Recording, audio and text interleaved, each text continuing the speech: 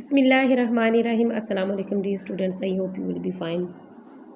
आज हम प्यारे बच्चों 10th क्लास के जो सेकंड लास्ट चैप्टर है द रोड नॉट टेकन, जो कि एक पोइम है रॉबर्ट ने उसे लिखा हुआ है, ठीक है। उसके शॉर्ट क्वेश्चन आंसर आपके साथ में शेयर करूँगी आज इस वीडियो में। वेरी शॉर्ट आंसर है, पूरे 2 नंबर के हैं। अगर आप इन क्वेश्चंस के आंसर को कर लेते हैं तो आपके पूरे 2 नंबर आपको मिलेंगे, क्योंकि मैंने बिल्कुल टू द पॉइंट यानी क्वेश्चन के अकॉर्डिंग जो क्वेश्चन पे पूछा गया है सेम उसी के अकॉर्डिंग ही आंसर मैंने नोट किए हैं। तो वेरी शॉर्ट फॉर्म में लिखे हैं जो आपको बड़ी इजीली आज इसी वीडियो में याद होने वाले हैं। तो आपने वीडियो को फुल वॉच करना है, ठीक है, बिल्कुल भी स्किप नहीं करना।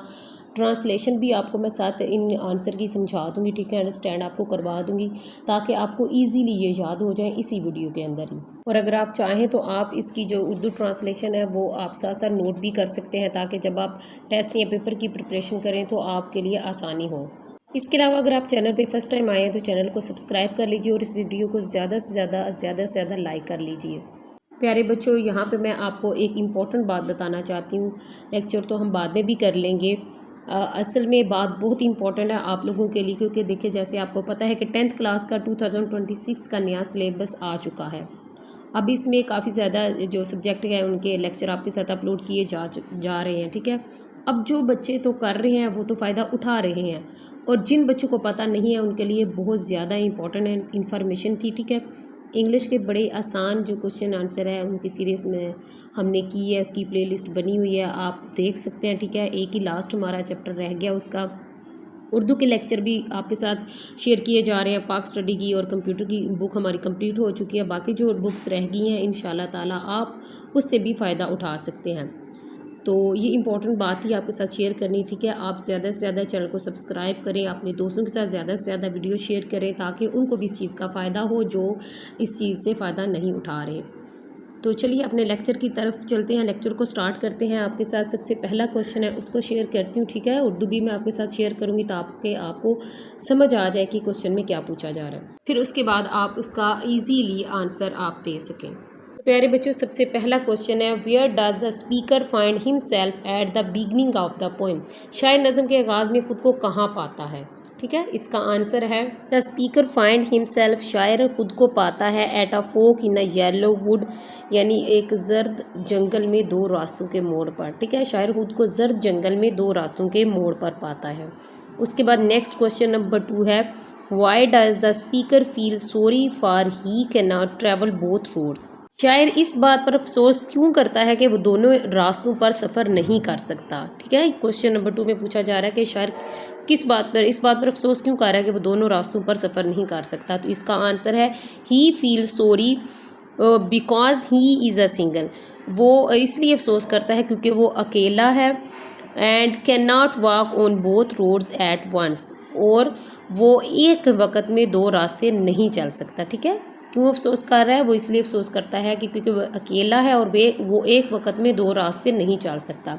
उसके बाद नेक्स्ट क्वेश्चन नंबर 3 है how does the speaker describe the 2 roads. शायद दोनों रास्तों को कैसा बयान करता है कि किस तरह के वो 2 रास्ते थे। तो इसका आंसर है 1 रोड वाज ग्रासी, ठीक है, एंड लेस ट्रेवल्ड। एक रास्ता घास से भरा हुआ था और कम इस्तेमाल में था, यानी उस रास्ते पर लोग कम ही जाते थे, ठीक है, यानी वो रास्ता बहुत कम इस्तेमाल हुआ था। The other was won by people, और दूसरा रास्ता लोगों के चलने से घिस गया था, ठीक है। वॉन मीन घिस जाना, ठीक है। और ये होप आपको समझ आ रही होगी कि एक रास्ता घास से भरा हुआ था और कम इस्तेमाल में था, और दूसरा रास्ता लोगों के चलने से घिस गया था, ठीक है। उसके बाद नेक्स्ट क्वेश्चन नंबर 4 है what does the speaker mean when he says doubt if he should ever come back. शायर जब कहता था कि मुझे शक था कि क्या मैं वापस कभी आऊँगा, तो इसका क्या मतलब है। तो इसका आंसर है ही मीन्स, उसका मतलब है ही वाज नॉट श्योर, कि उसे यकीन नहीं, if he would get a chance to return and take the other road. का मतलब यह है कि उसे यकीन नहीं था कि उसे दोबारा वापस आकर दूसरा रास्ता अपनाने का मौका मिलेगा, ठीक है। नेक्स्ट क्वेश्चन नंबर 5 है why do you think the speaker saves the first road for another day. आपके ख्याल में शायर ने पहला रास्ता किसी और दिन के लिए क्यों छोड़ा? तो इसका आंसर है he saves it because he wants to take it later but knows life choices are permanent. शायर दूसरा रास्ता बाद में इस्तेमाल करने के लिए बचाता है, यानी वो दोबारा इस्तेमाल करेगा, कभी मौका ज़िंदगी में मिला, लेकिन वो ये भी जानता था कि ज़िंदगी के जो फैसले होते हैं वो कभी वापस नहीं होते। ठीक है, ये आपने इसका आंसर नोट करना है। उसके बाद नेक्स्ट लास्ट क्वेश्चन है, question number 6, what emotion does the speaker express when imagining telling this story ages and ages hence.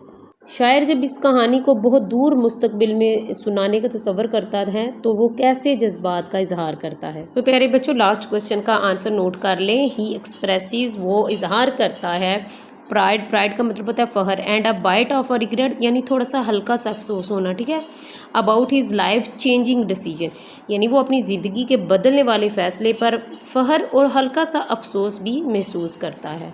ठीक है, ये हो गए हमारे सारे शॉर्ट क्वेश्चन कंप्लीट। पूरे 2 नंबर के मैंने इनके आंसर आपके साथ शेयर किए हैं, बहुत ही इजी हैं, बिल्कुल शॉर्ट फॉर्म में है, टू द पॉइंट है, कोई इतने लेंथी नहीं है कि आप समझे कि इसको याद करना मुश्किल है। मैंने बहुत ही शॉर्ट फॉर्म में आपके साथ शेयर किए ताकि जो 10th क्लास के बच्चे हैं वो इजीली इसको याद कर लें। देखिए, एक एक लाइन के मैंने आपके साथ शेयर किए हैं कि आपको ना तो लिखने में कोई प्रॉब्लम हो, इजी वर्डिंग यूज़ की है ताकि आपको लंबे लंबे स्पेलिंग ना याद करने पड़े, और आप आई होप कि इसमें कोई भी आपकी किसी की बच्चे की कोई मिस्टेक भी नहीं होगी, आपको पूरे के पूरे 2 नंबर यहाँ से मिल जाएंगे। सो डियर स्टूडेंट्स, अगर आपको ये क्वेश्चन आंसर इजी लगे हों, आपको अच्छे लगे हों, तो अपने दोस्तों के साथ ज़रूर शेयर कीजिएगा ताकि उनको भी इस चीज़ का फ़ायदा हो। और मुझे कमेंट्स में आपने लाजमी बताना है कि क्या आपको ये क्वेश्चन इजी लगे हैं, और अगर कोई मुश्किल लगा है तो वो कौन सा क्वेश्चन है। तो आपने मुझे कमेंट्स में अपना नाम और क्वेश्चन नंबर ज़रूर बताना है। मिलते हैं नेक्स्ट वीडियो में, जो हमारा लास्ट चैप्टर होगा द 3 क्वेश्चंस, उसके भी बड़े शॉर्ट फॉर्म में आपके साथ आंसर मैं शेयर करूँगी। अपना बहुत ज़्यादा ख्याल रखिएगा और मुझे दुआ में लाजमी याद रखिएगा। मिलते हैं नेक्स्ट वीडियो में। अल्लाह हाफ़िज़।